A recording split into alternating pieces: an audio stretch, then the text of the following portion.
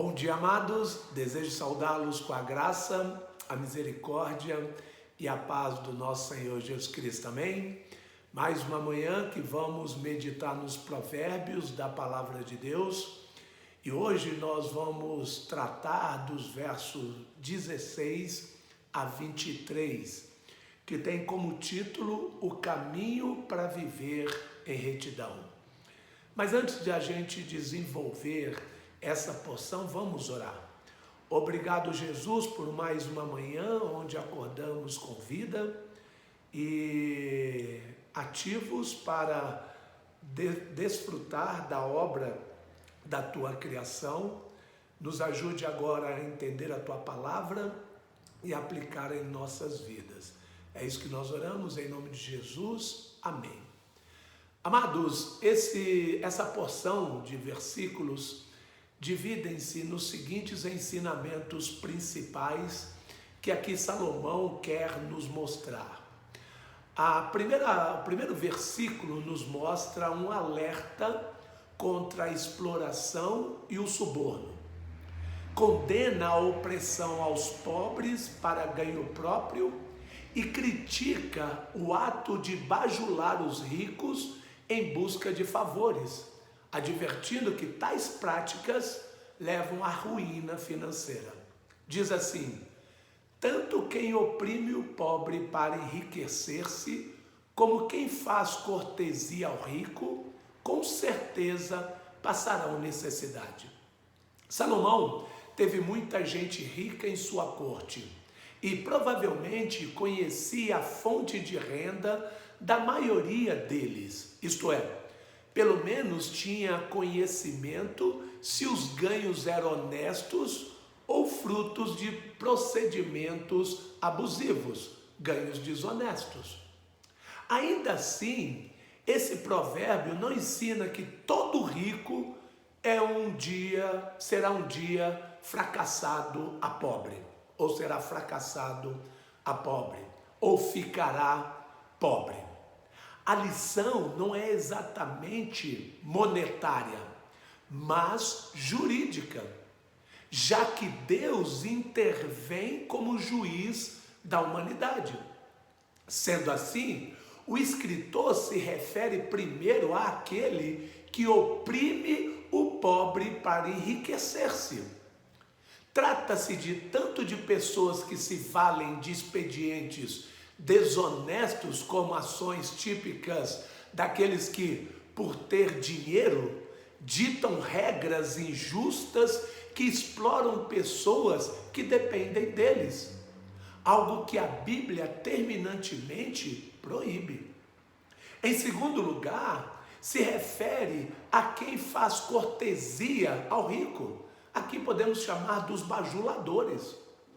Isso não significa apenas cumprimentar pessoas abastadas, mas viver para andar em seu meio, mesmo que para isso seja preciso agir mal.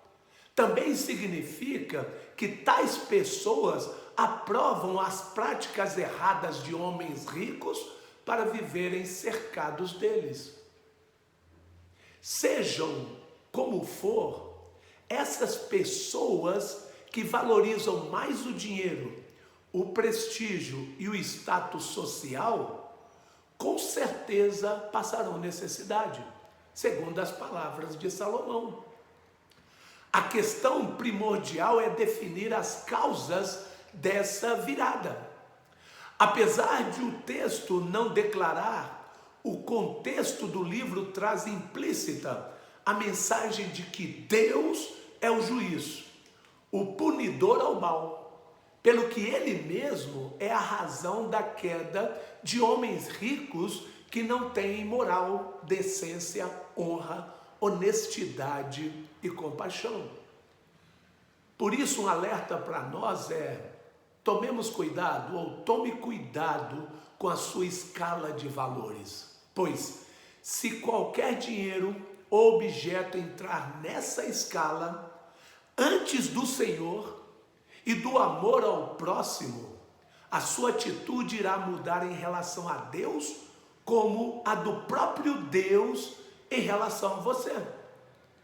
Portanto, não confie no dinheiro, pois ele passa e perde seu valor. A palavra de Deus permanece para sempre. Essa dica, por mais que achemos que o dinheiro resolve tudo, mas não resolve o seu futuro na eternidade. Pois muitos tiveram muito dinheiro, mas não souberam viver e não puderam ter uma vida eterna que só o Senhor Jesus pode dar.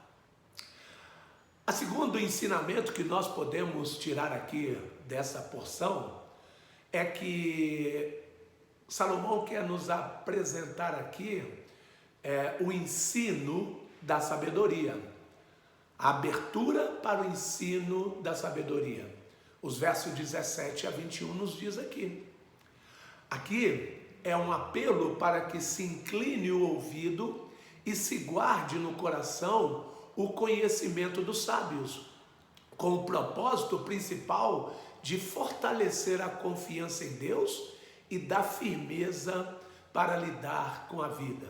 Diz assim: preste atenção e ouça os ditados dos sábios, aplique o coração ao meu ensino.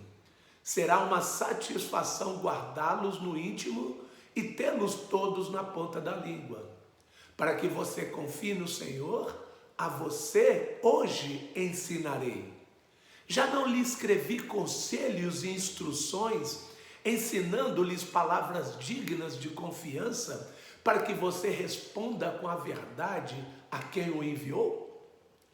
Existe um ditado oriental muito interessante sobre a sabedoria.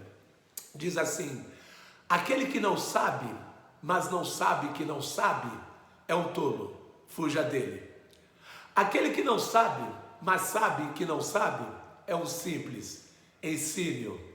Aquele que sabe, mas não sabe que sabe, é um adormecido, acorde-o. Aquele que sabe e sabe que sabe, é um sábio, siga-o. Aqui podemos ver um jogo inteligente de palavras. É interessante como esse ditado nos expõe diversos resultados derivados do modo como cada um aproveita ou ignora o conhecimento e a sabedoria. Faz-nos pensar que é bom darmos valor a questões como essa. Por isso mesmo, Salomão inicia outra grande sessão sobre a sabedoria com um pequeno discurso a fim de mexer com o alvo do seu ensino.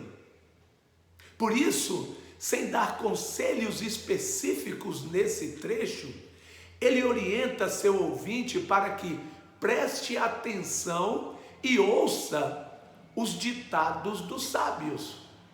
Mas não basta ouvir os conselhos, é preciso guardá-los no íntimo e tê-los todos na ponta da língua. O que quer dizer que é necessário estudar o ensino sábio a ponto de poder repeti-lo e pô-lo em prática no seu dia a dia. É claro que a sabedoria pode vir de muitos lugares, mas Salomão se apresenta como alguém apto para instruir e trazer palavras dignas de confiança. E não esqueçamos que a sabedoria de Salomão foi dada pelo próprio Deus, o qual também o tornou um dos escritores da palavra de Deus. Assim, atender aos conselhos de Salomão e de todos os demais escritores bíblicos é dar ouvidos à sabedoria. Mas isso não serve apenas para tornar sábio o homem que era tolo. O escritor declara sua intenção ao ouvinte, dizendo que as instruções são para que você confie no Senhor. Em resumo, a sabedoria bíblica é abrir mão do controle sobre a própria vida, não para deixá-la sem rumo, mas para entregá-la ao cuidado e ao comando do Deus sábio, justo e redentor. Quando isso acontece de verdade, por meio da fé no Salvador, todos os conselhos e instruções ensinados nas Escrituras exteriorizam na vida daqueles que os ouvem e seguem. Se tornam esses ensinamentos visíveis na vida daquele que ouve e guarda os ensinamentos de Deus. Mas não para por aí. Além desses ensinamentos transformar a vida do sábio, faz com que a verdade também chegue a novos ouvintes, como diz o texto, a quem o enviou. O mundo é transformado de um modo ou de outro quando os servos de Deus dão ouvido às palavras do seu Senhor. Você tem sido um desses sábios, ouvido as verdades do Senhor e passando para frente para aqueles que possam ouvi-las? Você tem sido esse sábio? Que assim seja. Nos versos 22 e 23, Salomão mostra a defesa dos vulneráveis. O texto destaca que Deus proíbe roubar ou explorar os necessitados e indefesos, pois o próprio Deus defenderá a causa deles. Por isso que o verso 22 e 23, Salomão mostra a defesa de Deus aos necessitados. E assim diz: não explore os pobres por serem pobres, nem oprima os necessitados no tribunal, pois o Senhor será o advogado deles, e despojará da vida os que os despojarem. A primeira parte do sábio conselho de Salomão é: não explore os pobres por serem pobres. Essa é uma ordem que tem relação com as relações comerciais e trabalhistas entre ricos e pobres, no qual os ricos, tendo recursos e contando com a clara necessidade dos pobres, oprimem-nos e ditam regras injustas. A segunda parte do conselho é para que não se oprimam os necessitados no tribunal, mostrando com isso que a justiça deve ser mantida também no âmbito jurídico, no qual, por causa do poder financeiro e da influência, os ricos costumam prevalecer sobre os pobres sem que a verdadeira justiça prevaleça, o que normalmente se dá por meio de suborno, acordos escusos e negociatas. Os ricos costumam se dar bem nesses casos ao agir desonestamente, porque podem bancar os meios que lhes favoreçam, seja por meio de influência ou por uma estrutura que os protejam. Porém, se os pobres não têm acesso à mesma qualidade de defesa entre os homens, o próprio Senhor será o advogado deles. Contra uma defesa dessa, não é fácil prevalecer com mentiras e subterfúgios questionáveis. Deus promete que, no final, reverterá tais ações e despojará da vida os que os despojarem. Sendo assim, os injustos que têm recurso suficiente para prejudicar os indefesos devem pensar muito antes de agir mal, pois o Senhor, ao lado dos humildes, é difícil ganhar qualquer causa injusta e opressiva. O Senhor será o advogado dos humildes, dos necessitados. Então, aqueles que hoje prevalecem com seu poder, um dia eles vão sofrer sérios danos, porque o reto juiz prevalecerá na sua causa, na sua defesa contra o o indefeso, contra aquele que não tem os mesmos poderes que eles têm. Isso é importante para nós, amados. É importante que nós saibamos que por mais que o poder pode prevalecer desonestamente os homens hoje, isso não deve nos levar a viver da mesma maneira. Porque por mais que hoje nós somos prejudicados, amanhã seremos beneficiados pelo Senhor, o reto juiz. Cada um responderá pelos seus atos. Isso deve nos animar a viver nesse mundo com sabedoria, diante de todas essas circunstâncias. Que o Senhor nos fortaleça, que o Senhor nos dê sabedoria para vivermos nesse mundo mesmo com as injustiças. Vamos orar. Maravilhoso Deus, nós queremos agradecer o Senhor pelo privilégio que nós temos de vivermos uma vida honesta e com dignidade. Nos ajude a viver com sabedoria, não aceitando suborno e mesmo sendo explorados injustamente, que permaneçamos fiéis e firmes aos seus ensinamentos.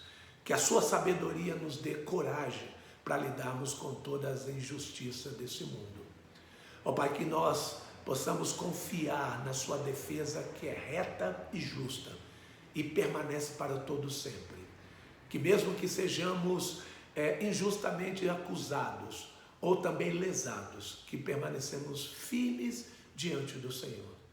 Que o Senhor Jesus Cristo seja a razão do nosso viver e a palavra de Cristo seja aquilo que nós estejamos falando e vivenciando em nossas vidas, para nos fortalecer diante desse mundo e ajudarmos aqueles que estão perdidos. Que o Evangelho de Cristo seja as nossas palavras e seja aquele que venhamos proclamar pelo mundo afora. Que o Senhor seja exaltado e glorificado hoje e para todo sempre. É a nossa oração hoje e é o que nós agradecemos em nome de Jesus. Amém. Obrigados, amados. Nos vemos no final de semana.